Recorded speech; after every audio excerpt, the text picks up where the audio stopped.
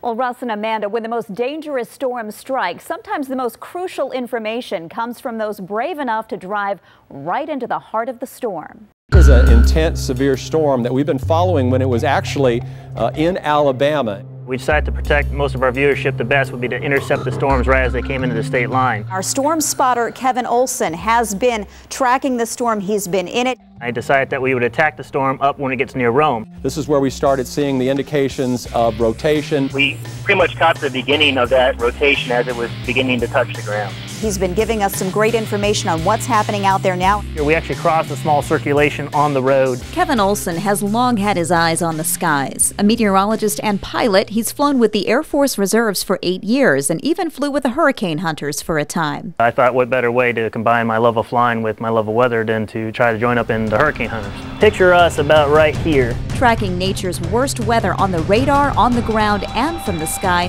gives him a unique perspective. He now brings that expertise to the Fox 5 Weather Authority as a storm tracker. Actually ended up driving underneath a small circulation.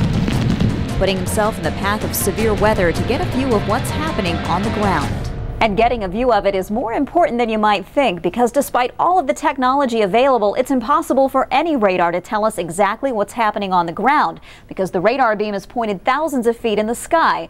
That's why having a storm tracker on the ground gives us more information than we could get from radar alone. As we approach a storm, we want to approach a storm from down here. We're looking at it from here where it's clear air. This is called the rain-free area. Getting to the right spot while staying out of harm's way is a skill that takes years of trial and error, and above all, patience.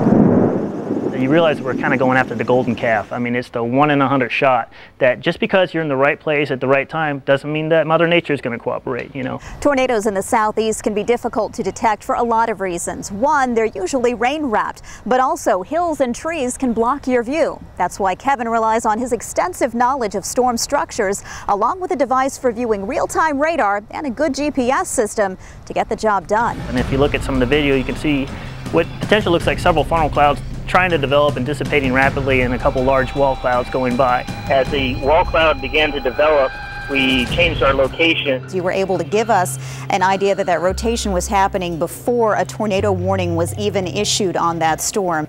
At that point, passing that kind of information to the Weather Service lets them know that yes, the thunderstorm is showing signs of rotation on radar and in real life. And that real-life information helps get the proper warnings issued faster. On this warning, south central Cherokee, northeastern Cobb. We originally intercepted the storm near Taylorsville. This one came on us much quicker and much stronger.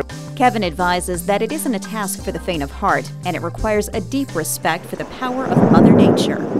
Don't go for the thrill of it, you know, go for the science of it, go for the benefit to the public, because yeah, you can make some money, but you know, the one time you misjudge something, it's not worth it. A lot at stake. It's a lot at stake.